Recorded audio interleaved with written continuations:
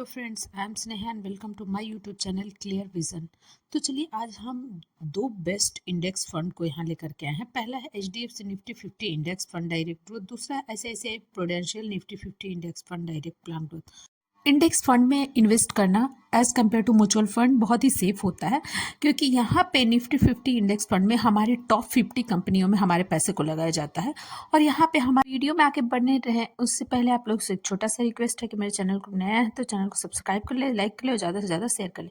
तो चलिए अब हम इंडेक्स फंड के बारे में समझते हैं। तो यहाँ पे हमें एक्सपेंस रेशो बहुत ही कम होता है और ये कम वोलेटाइल होता है, क्योंकि टॉप 50 कंपनियों में हमारे पैसे को लगाया जाता है। तो ये हमारा जो फंड है वो कम वोलेटाइल होता है as compare to mutual fund, और अच्छे रिटर्न भी लॉन्ग टर्म में हमें अच्छे रिटर्न भी मिलते हैं ऐसे फंड में अगर हम इन्वेस्ट करते हैं तो चलिए हम इन दोनों फंड के रिटर्न को भी देखेंगे। और अगर हम लॉन्ग टर्म इन्वेस्टमेंट सोच रहे हैं तो इस फंड में हम कितना साल के लिए इन्वेस्ट करें कि हमें कितना रिटर्न मिले। तो चलिए वन बाय वन करके हम दोनों को देखते हैं।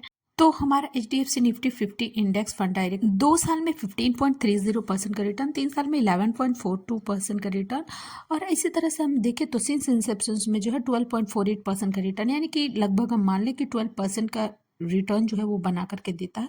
यानी कि इंडेक्स फंड में इस तरह का रिटर्न अच्छा माना जाएगा। अब हम दूसरा जो फंड है मेरा ICICI Prudential Nifty 50 index fund, इसके रिटर्न को देखेंगे तो इसने भी सिंस इंसेप्शन में 14.44% का रिटर्न बना के दिया है। तो इस तरह का अगर हम इन्वेस्टमेंट ऐसे कंपनियों में करते हैं तो अच्छे रिटर्न के चांसेस बढ़ जाते हैं। चलिए अगर हम एसआईपी स्टार्ट करते हैं इन दोनों फंड 5000 का दोनों हम फंड में अगर इन्वेस्ट करते हैं और इंटरेस्ट रेट एवरेज लेते हैं 12% का और टाइम पीरियड जो है वो 20 ईयर्स का लेते हैं, तो इन्वेस्टेड अमाउंट जो हो जाता है वो 24 लाख हो जाता है और एस्टिमेटेड रिटर्न जो है वो 67,98,574 रुपीज़ का होता है, और टोटल वैल्यू जो होता है दोनों को मिला के वो 91,98,574 रुपीज़ का होता है। यानी कि अगर हम जितना टाइम दें उतना ही हमें अच्छे खासे रिटर्न मिलेंगे। और इंडेक्स फंड जो है वो वॉलेटाइल भी नहीं होता, क्योंकि हमारी बड़ी बड़ी कंपनियों में हमारे पैसे को लगाते हैं।